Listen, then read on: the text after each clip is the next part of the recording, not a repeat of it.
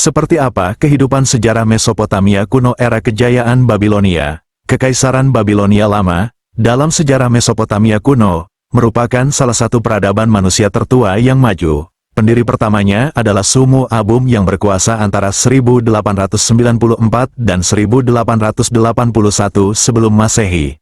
Meski demikian, kejayaan kekaisaran kuno ini terjadi di bawah pemerintahan Hammurabi, memerintah 1792 hingga 1750 sebelum Masehi. Perkembangan yang dilakukannya sangat pesat dalam aspek kehidupan sosial, hukum, dan tata kelola negara yang berlaku pada masa-masa selanjutnya, bahkan setelah Kekaisaran Babilonia Lama runtuh, yang membuatnya menjadi masa pesat Kekaisaran Babilonia Lama. Dalam sejarah Mesopotamia adanya berbagai puluhan tablet prasasti bertulis huruf paku. Di sana disebutkan bagaimana tata kehidupan peradaban kuno di Mesopotamia. Hammurabi juga membuat peraturan yang disebut Kode Hammurabi. Inilah landasan tata negara dan kehidupan yang berlaku pada masanya.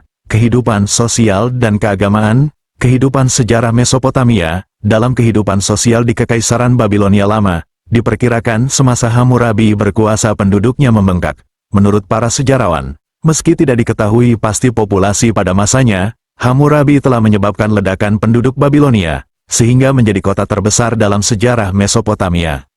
Masyarakat tinggal di pemukiman tertata rapi. Tidak jarang keluarga besar seringkali tinggal bersebelahan dengan sanak saudaranya. Kuburan anggota keluarga biasanya tersimpan di bawah halaman rumah penduduk kota Babilonia. Secara arsitektur, rumah penduduk Babilonia memiliki lantai atap rooftop.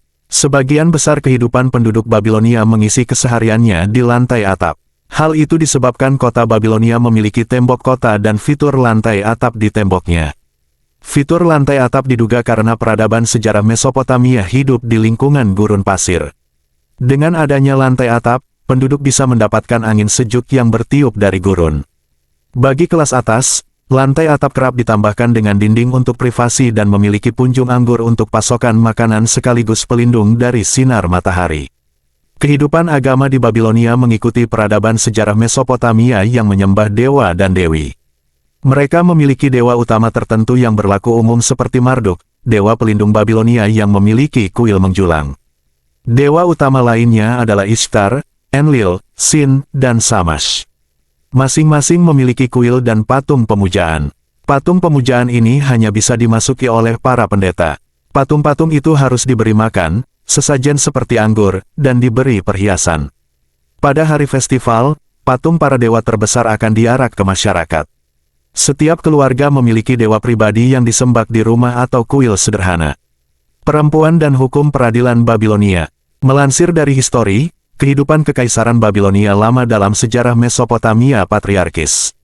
Amanda Podany, profesor sejarah di California State Polytechnic University mengungkapkan bahwa meski patriarkal, kehidupan perempuan memiliki lebih banyak peradaban dibandingkan dengan peradaban selanjutnya seperti Yunani kuno. Hal itu tertuang dalam lempengan batu yang dibuat semasa Hammurabi. Perempuan punya tempat untuk mewakili dirinya sendiri di pengadilan, memiliki harta benda, dan mewariskannya kepada anak-anak.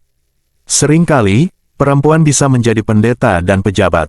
Kebiasaan penduduk kota Babilonia, seperti kebudayaan dalam sejarah Mesopotamia umumnya, adalah monogami. Laki-laki tidak akan menikah lagi, kecuali istri pertama mereka tidak menghasilkan keturunan. Yang mengejutkan, Undang-Undang Hammurabi tidak memberitahu kita banyak tentang hukum Babilonia, karena undang-undang tersebut tidak benar-benar diberlakukan, jelas Podany. Apa yang mereka wakili adalah preseden dari kasus-kasus yang dibawa ke pengadilan, dan sebagian besar berkaitan dengan hal-hal sehari-hari seperti pertanian, perceraian, warisan, dan perlakuan terhadap budak. Hanya saja, kode perundang-undangan Hammurabi yang semestinya ketat, tidak pernah ditegakkan, ungkap Podany.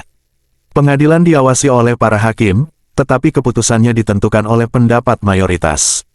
Akan tetapi, jika merunut pada sistem hukum Kekaisaran Babilonia Lama, para hakim dilarang menerima suap atau memihak orang kaya. Hukumannya pun sangat keras, bahkan bagi orang modern. Misalnya, jika orang kaya membutakan orang kaya, pelaku akan dibutakan. Namun ketidakadilan sangat jelas dalam hukuman beda kelas sosial, seperti orang kaya yang membutakan warga jelata, akan membayar korbannya sebesar 60 shikal perak setara gaji 6 tahun. Meski demikian, Kehidupan di Babilonia yang metropolitan dalam sejarah Mesopotamia tidak selalu indah. Kota Babilonia memiliki jalanan yang sangat sempit dan tidak beraspal. Selain berfungsi sebagai jalur lalu lintas, jalanan berfungsi sebagai tempat pembuangan sampah. Ya, mereka membuang sampah begitu saja sehingga terkadang timbunan sampah bisa menjulang tinggi. Mereka paham kebutuhan akan transportasi, sehingga sampah ditimbun dan membuat jalanan lebih tinggi. Akibatnya, rumah harus memiliki tangga untuk menuju jalan. Kelas sosial Mesopotamia di Babilonia. Kekaisaran pada masa dulu, umumnya berbentuk monarki absolut. Sistem ini menyediakan kelas sosial dari bangsawan, rakyat jelata, dan budak. Namun, di Kekaisaran Babilonia kuno tidak sekuno itu perihal kelas sosial. Memang, secara umum, raja dan keturunannya berada di kelas paling atas. Kemudian diikuti oleh para pendeta dan imam yang mengisi berbagai kuil yang didedikasikan untuk dewa-dewa tertentu di Babilonia. Dalam sejarah peradaban Mesopotamia di Babilonia, kalangan masyarakat bisa berpindah kelas, bahkan tuan tanah seperti Awilum bisa menjadi rakyat jelata atau Mushkenum. Kelas rakyat jelata ini adalah orang bebas, namun tanpa kepemilikan tanah. Penduduk juga bisa menjadi budak. Meskipun bisa dibeli di pasar dan keturunannya dapat menjadi budak, kebanyakan praktiknya hanya bersifat sementara. Budak permanen berasal dari tawanan perang yang keluarganya tidak mampu membayar uang tebusan. Budak sementara berasal dari kalangan rakyat jelata yang terlilit hutang. Kreditor atau tuan rumah bisa memperbudaknya sampai hutangnya lunas.